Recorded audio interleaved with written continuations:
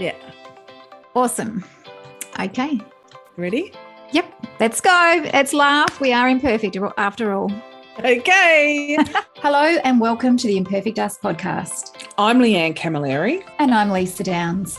As hosts of the Imperfect Us podcast, we share relatable stories that celebrate we are all perfectly imperfect humans leading perfectly imperfect lives.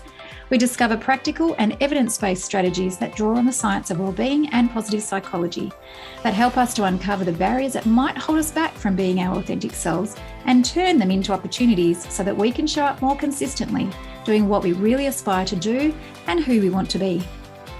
We acknowledge the Wadawurrung and the Kaurna people as traditional custodians of the beautiful lands on which this podcast is being recorded. We pay our respects to elders past, present and emerging, and extend this respect to other First Nations people who are here with us today. So, let's get started. Dr Becky Black has worked extensively as a teacher and school counsellor, working with children and young adults to improve their mental health and well-being. Becky recently completed a PhD at Melbourne University's Centre for Wellbeing Science, where her research project focused on well-being and the personality trait of sensory processing sensitivity. Becky is a 2016 graduate of the Masters of Applied Positive Psychology program, and her formal education has included music, education, guidance and counselling. Her professional experience includes teaching and counselling roles in Australia and Malaysia in school and university settings. She is currently a teaching and learning specialist at the Centre for Wellbeing Science, and Becky also coordinates the My Wellbeing Planner program at the Centre for Wellbeing Science. Please welcome Becky. Becky, we are so grateful to be speaking with you today. Thank you for joining us. Oh, thank you so much for inviting me. It's an absolute pleasure to be here. We would really love to hear about what led you to the work that you're doing. Okay, so it pretty much started in 2016 when I was completing the MAP, the Masters of Applied Positive Psychology. I did it full time, and we were about halfway through the year, and I was, getting ready to start the capstone subject. And I was thinking about, I'd been kind of mulling over all the different well-being models and frameworks, and even when I looked at some of the well-being measures, particularly like the PANAS, the positive and negative affect schedule, I was just, the wording of some of the items, I thought, this doesn't really capture my experience of well-being, because I score high on the personality trait of sensory processing sensitivity, or I'm a highly sensitive person, and I typically have good well-being. And as I was reading about all these different models and frameworks and measures of well-being, I just thought, this isn't my experience. This isn't what I think of as well-being. And so I was really curious and very familiar with a lot of the literature that's been published about the trait of sensory processing sensitivity. A lot of the studies up to that time had focused on more dysfunctional well-being outcomes. They'd looked at, the trait had been associated with high rates of depression and high rates of anxiety and workplace stress, and there was quite a few dysfunctional wellbeing outcomes, and I thought, well, that's not my experience either.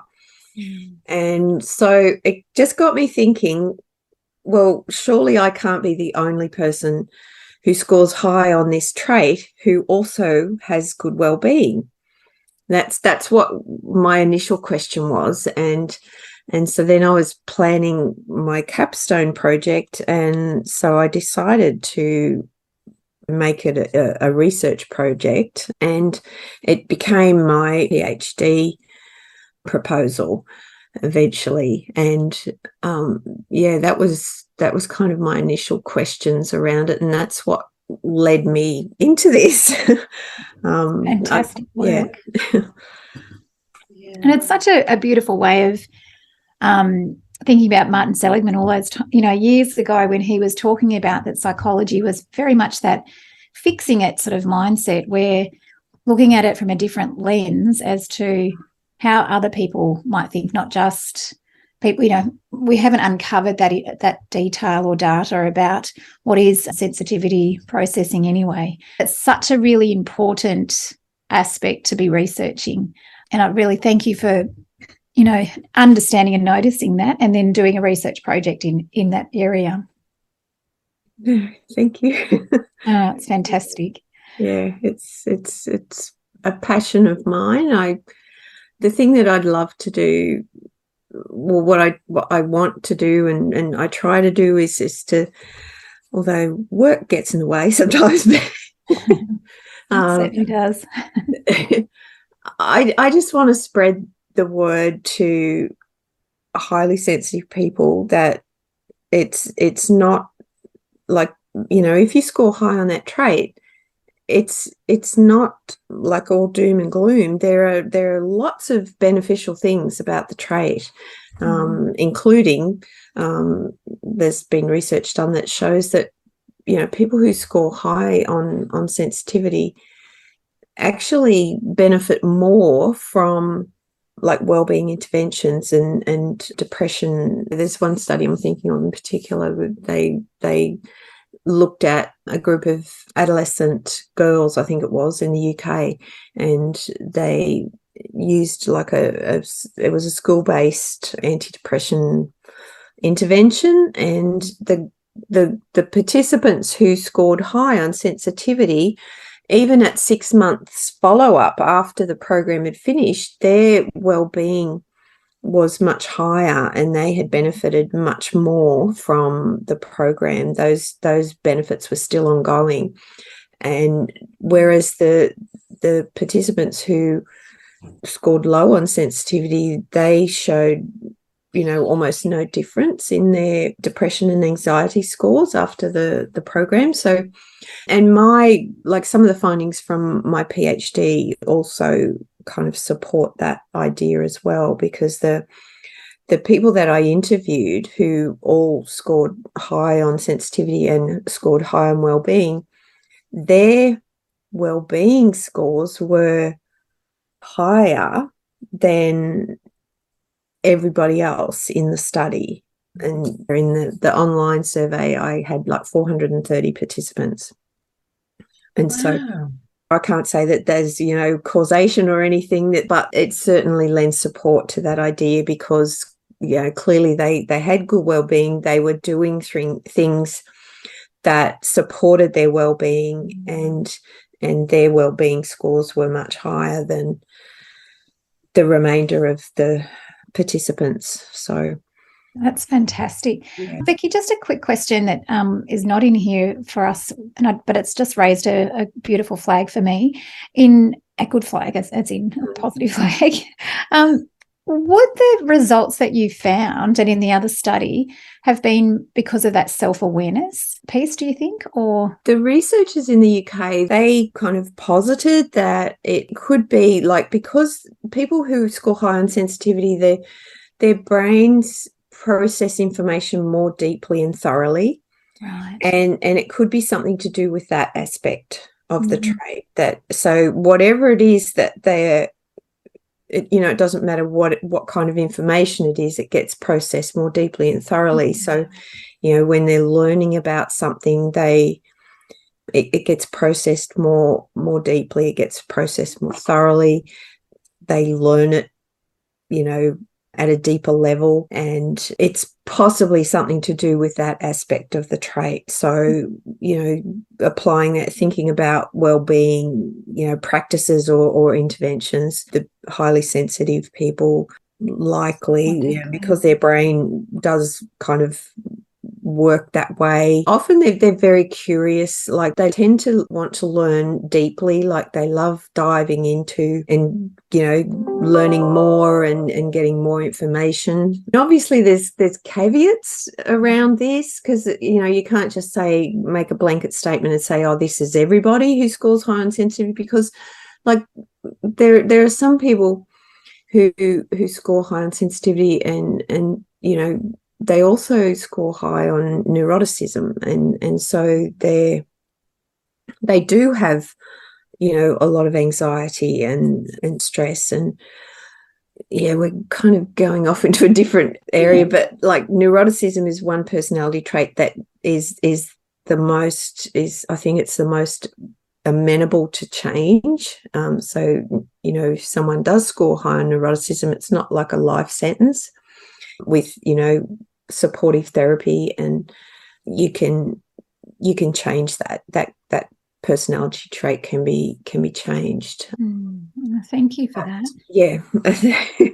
I think it's probably to do with the processing, that deep and thorough processing in the brain. So yeah, makes sense for sure.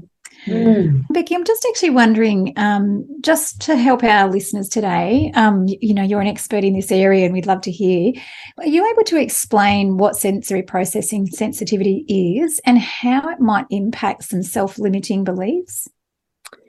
Okay, so sensory processing sensitivity, or it's more commonly known as being a highly sensitive person, or an HSP. It's characterized, there are kind of four main aspects that seem to be kind of present, or, you know, in most people who score high on the trait. So there's the depth of processing, which we've already just touched on. There's been a number of functional MRI studies done that show that more areas of highly sensitive people, like the participants in these studies that were highly sensitive, more areas of their brains light up and are active compared with people who are low on sensitivity. When they've been exposed to different kinds of stimuli, like emotional stimuli and visual stimuli. So there's something more going on, and yeah, these functional MRI studies actually show that. So there's the depth of processing. Another key aspect of it is overstimulation. So because like highly sensitive brains are processing more deeply and thoroughly, and there's also like noticing subtleties in the environment. So they notice little things that other people might not, and a lot of that information, it's not always being kind of consciously, you're not always consciously aware that you're taking in all that information, but then you've got all this information that's being processed more deeply and thoroughly. That leads to overstimulation. So one's got like a saturation point that they reach when, you know, they've had enough you know, of light, sound, information, whatever it is, social contact. Everyone has a saturation point, but it seems that highly sensitive people can reach their saturation point more quickly because their brains are working more, they're noticing more, and they also tend to have stronger emotional responses to positive and negative emotional stimuli. But there's some very recent research that's just published like last month, I think, out of the University of Melbourne at the School of Psychological Sciences, where they looked at sensory processing sensitivity, and I can't remember the exact design of the study, but what they found was that highly sensitive people were more reactive to negative emotional stimuli, more so than positive emotional stimuli. So that kind of runs a little bit counter to what other researchers have kind of suggested in the last 20 years. So that's interesting. But I know from just from my research results that neuroticism can play a role in, obviously, in the well-being of highly sensitive people. And so I'd have to have another look back at that study, that recent one. I don't know whether they factored that in and accounted for neuroticism, because that can play a role in how, how people notice negative and their response to negative emotional stimuli. But yeah, so there's those four main things. There's the depth of processing, the overstimulation, the strong emotional responses, also strong. They tend to be strongly empathetic. So, like I said, not a blanket statement, but on average. And there's the noticing subtleties in the environment. So those just tiny little things that might be different, like particularly if it's, that sometimes I've just seen it with people that I know that are highly sensitive, and we'll be watching a movie and they'll say, "Oh, did notice that?" And in photos, just noticing like how someone is holding their hand and say, "Oh, they look nervous because look at their hand," whereas someone else might not notice something like that. Those kinds of the depth that of kind of subtle information. I wonder, you just talking through that then about noticing the subtleties. I wonder if there's a high number of highly sensitive people who might work in fields where this is a really important. Yeah. Like I immediately went to detective work. Yeah, exactly. I immediately went there when you started to talk about the pictures and things. I'm also curious to know or understand. We've talked about autism and ADHD in a previous podcast, and I'm hearing some similarities there, and I'm wanting to understand that a bit better. Yeah. Is that something you could explain?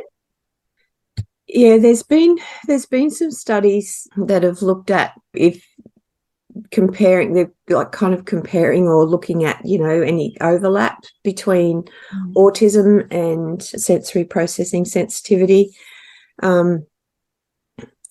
What the sensory processing sensitivity is, like, I think an important distinction about it is that it's not a disorder and it's not a diagnosis. It's just a regular old everyday personality trait. And the thing that distinguishes it from, say, sensory processing disorder, and I know that people who are often on the autism spectrum, often they will have some sensory processing kind of difficulties. And my understanding of that is that with a disorder in sensory processing, then the information, the signals from your body receives the sensory information, and then they kind of go to the brain to get processed. There's an interruption, or the signals don't get processed, or they don't get to the right, they're interrupted, or they're scrambled somehow, that signal. So the sensory information is not processed in kind of the regular way. Whereas with this personality trait, that's not the case. The information gets processed the same way. The signals are not scrambled or interrupted or anything. It's just that they, because the thing about, like, with highly sensitive people, like they're often very cautious too when they're in like a new situation. So You see this quite a bit with young children. They'll sit back, or they'll be on the edge, and if it's a new situation they're not familiar with, and they'll just observe, and they're just kind of getting the lay of the land. But then once they determine that kind of environment or that situation is safe and it's okay to proceed, they'll dive in, they'll, join in whatever it is. Mm-hmm. And then if they're ever in a similar situation, they'll just jump right in because they recognize it's the same kind of situation, and they don't stand back and hesitate every single time.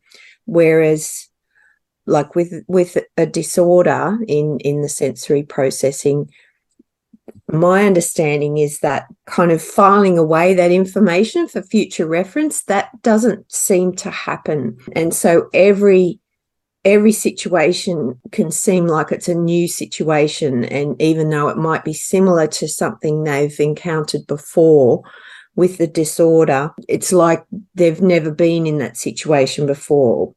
And I could be wrong, I could be way off on my understanding, but that's kind of how I understand the difference. Whereas with the personality trait, that they remember, like, the situation from before, and then they're in a similar situation, then they know, oh, this is safe, I can just join in, I'm fine. Whereas that doesn't tend to happen where there's a sensory processing disorder. And thank you for highlighting that, Becky, because I know I work with young children and that's exactly what we see. Yeah. And it's very interesting when you have conversations with psychologists or occupational therapists or pediatricians, that exact example comes up.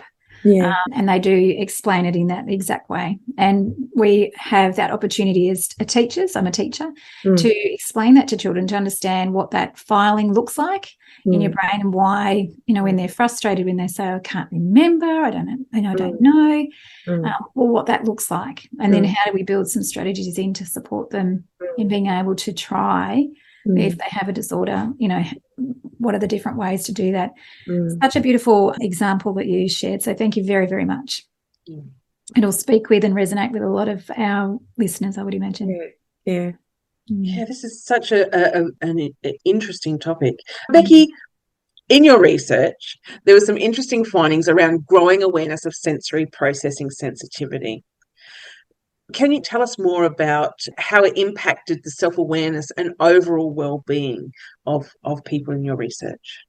Yes, sure.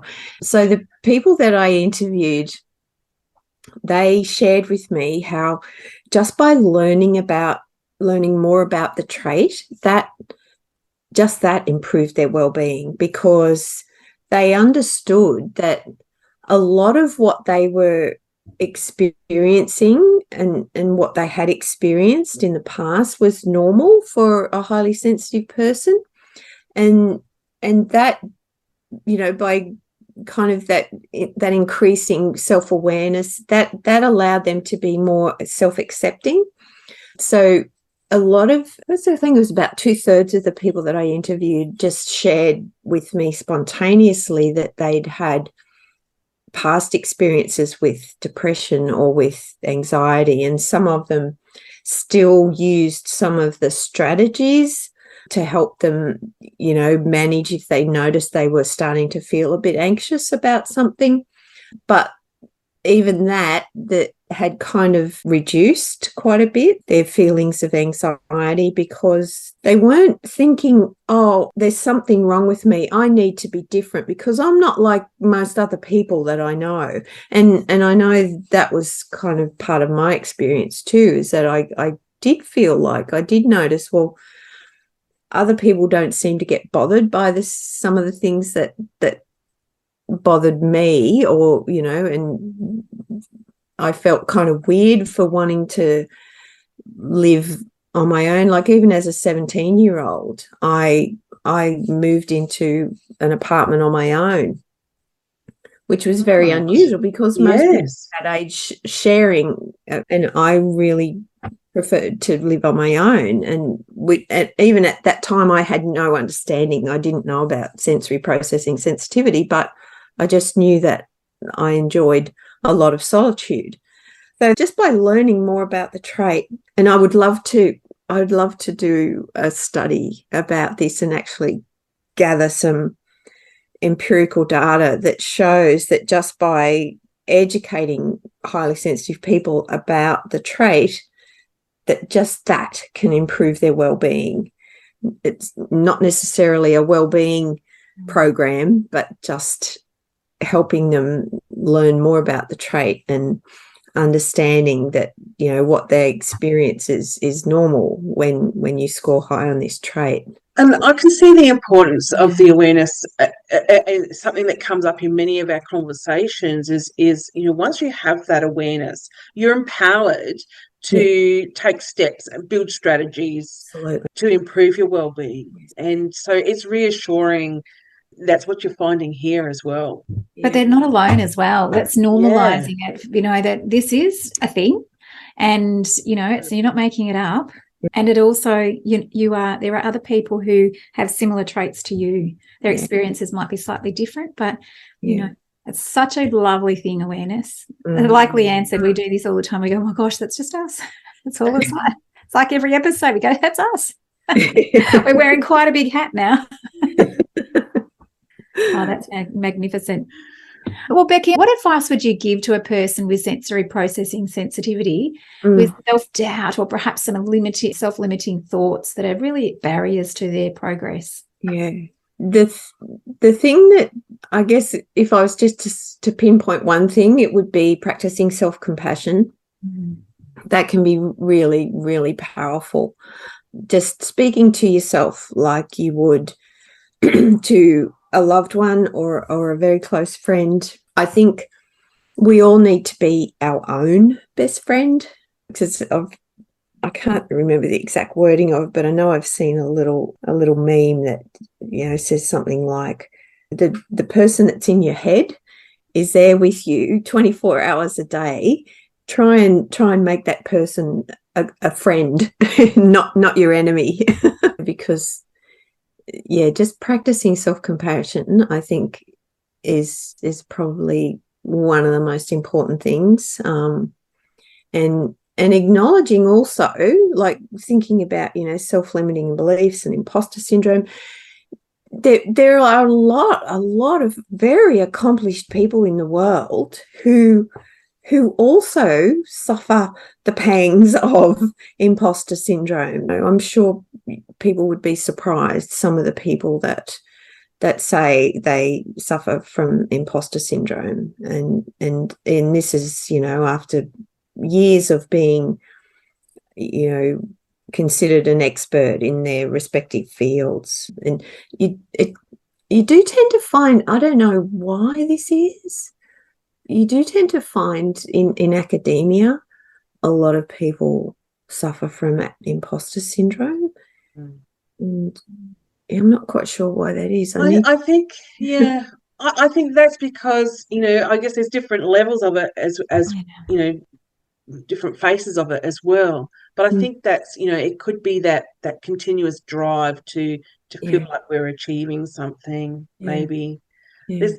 And it's a new field sometimes in academia, is that, it's all brand new and you're supposed to come up with and criticise and, critique, I should say, all of the previous research. And how do you, I know when we did our map, one of the things that I was shocked in the first module, really, or the first workshop, where you had to criticise all of the massive giants that they call them before us. And I'm like, I'm not going to criticise or critically tackle Martin Seligman's work. No way. And it was a real challenge to me. And I think that's where that, that system that you're not used to, in academia is very real, for sure. And highly achieving people, as Imes and Clance said years ago, that's where it started with women that she noticed in academia who were always saying, oh, I'm not. So, very, very much so. Oh, this is such an interesting area.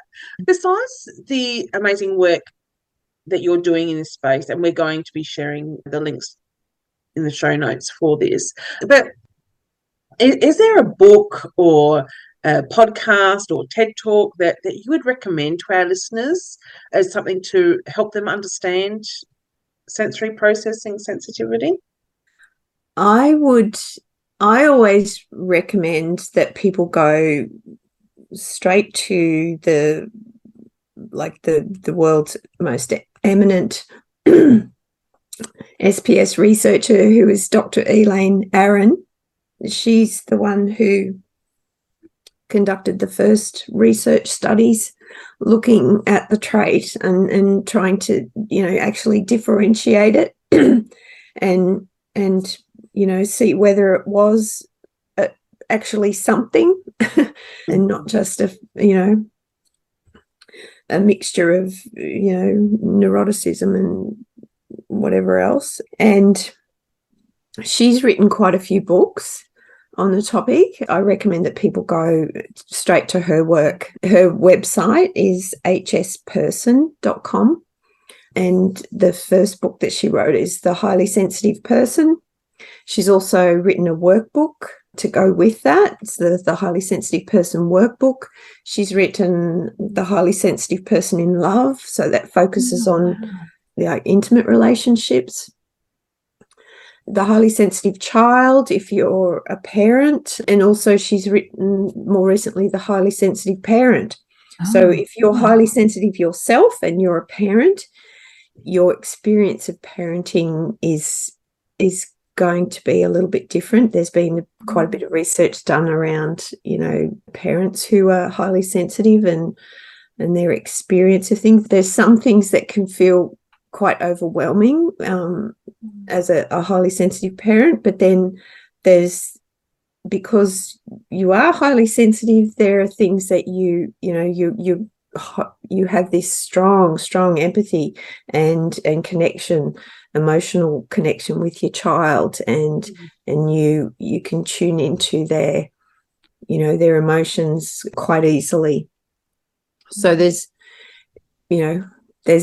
benefits and potential kind of drawbacks, but I think the key to having good well-being as a highly sensitive person is just knowledge and awareness. And the more, and the other thing too is not everyone is highly sensitive in exactly the same ways. Like at the beginning I talked about those 4 main characteristics, but some people might be more sensitive to like kind of smells. Some people it's hearing. They might notice like tiny little, like really faint sounds, and whereas someone else might not. And so not everyone's exactly the same in that way. But Becky, if anyone was listening today and they were thinking, am I or not a highly sensitive person, is there like a screener that people can explore to find out whether they are? If you go to Elaine Aron's website, she has like a free assessment that you can do. I think it's just a yes/no response, but I think there's about 20 questions on there. I'm not sure. So there's an adult one that you can take, and if you're a parent, you can take. There's one for children, and you can kind of respond about your child if you're, if you have a small child.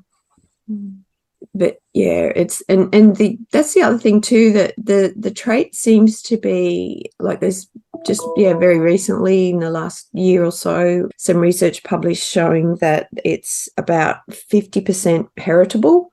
So there is a genetic component to the trait. So you'll often see, in families, people will, like, 'cause I know my dad, well, I strongly suspect that my dad would have been highly sensitive. And Leanne, when you talked about detectives, he was in the police force many years ago. He was a detective.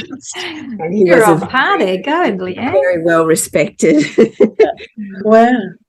And and I'm highly sensitive. My youngest son scores high on the trait. I think my granddaughter, so there is a genetic component to it as well. Oh, amazing. So Oh, you can, if you're curious, you can do there's a free. Yeah. And I think it's really valuable for our listeners too, because I know that there's a lot of talk in schools and in the communities at the moment about sensory processing sensitivity or sensory processing disorder. And I think that it would be really formative for people to be able to go and have a look, particularly on that website, and just to, find out a little bit more for themselves. And I think maybe some of those books might also help others. Just definitely. Becky, if people want to know more about your work and the work that you're doing about sensory processing sensitivity, where's the best place for them to find out more about you? I've got a website that's called thehappinessgroup.com. So that's just all lowercase, no punctuation, thehappinessgroup.com. I also curate a Facebook page, Sensitive and Flourishing, and I share information on there about and research and good quality articles about sensitivity and how to care for yourself. Well, we'll put both of those into the show notes today too, so that people can, explore a little bit further with you and connect with you perhaps too. Yeah, great. Absolutely. Becky, as we end our wonderful conversation today, we like to finish with a question with our guests around self-care strategy that they're using, or a self-care strategy from their wellbeing toolkit that they're drawing on that's helping them in their lives. Do you have one that you would like to share? Yeah, mine is, it comes from internal family systems therapy. Okay. And it's just listening to the different parts of my personality and just practicing care and compassion for all of these different parts that are inside of me. Everyone's got multiple aspects of their personality, and I just, I know for myself that's been, that's a very powerful way for me to it just helps to calm my whole system down, and I can think more clearly, and I just function better when I take the time to really listen to what those, and the thing is, if we don't listen, we'll often get, they'll try and get our attention in different ways, so we might get like a headache, or we might get, a bit of pain in a, part of our body. And I believe that's just, a way, it's a mechanism for these different parts of our personality to get our attention and say, hey, I'm here. I need to talk to you, or there's something I need to to say. And so just practicing that. I don't do it every day, and I probably should, but yeah. But at least so much. Sometimes. Yeah. Reminds me of that. I put my hand on my heart there for that self-compassion, but also when you were speaking, it reminded me of beautiful Miriam Rose, and I always forget the last part of her name, where she talks about deep listening in Didiri, in First Nations people, about that deep well of things. And so that's that whole lot of that personality that are in there, that that deep listening is really important to yourself, but also to the environment and so forth. Thank you so much, Becky. Yeah, we are so grateful for the time that you've spent talking to us today. Thank you.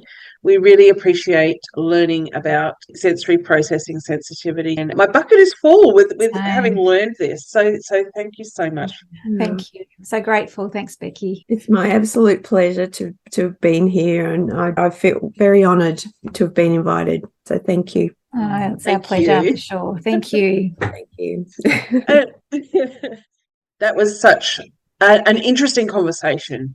I didn't understand sensory processing sensitivity.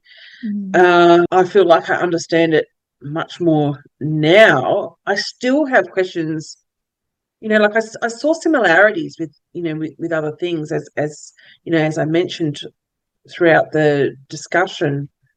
But that whole thing around our brains processing things more deeply and thoroughly, I understood that. I could see that. The concept of, our brains processing things more deeply and thoroughly, and how a person can be impacted by this. Yeah. Well, she talked a lot about that, didn't she? In a way that the way the brain processes that information, but as much more deeply, and hence why in a lot of the studies that their well-being was actually more improved than others who didn't have that sensory processing sensitivity trait. So that was a really high indicator of that deep thinking and learning is actually helping them to understand things better. So even if it was a wellbeing intervention, for example, they're able to process that, practice that more deeply than other people who might just quite skim the surface as such. Yeah. So I thought that was really, really valuable to know.